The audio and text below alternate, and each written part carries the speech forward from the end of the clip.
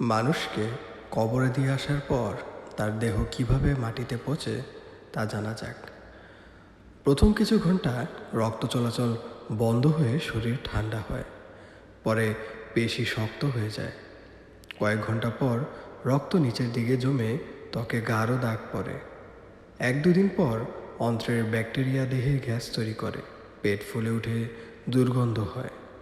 কয়েকদিন পর অঙ্গ প্রত্যঙ্গ গলে যেতে থাকে, চামড়া আলগা হয়, পোকামাকড় দেহে আসতে থাকে, দেহকে খেতে শুরু করে। কয়েক সপ্তাহ থেকে কয়েক মাসের মধ্যে চামড়া ও পেশি নষ্ট হয়ে যায়, শুধু হাড় বাকি থাকে।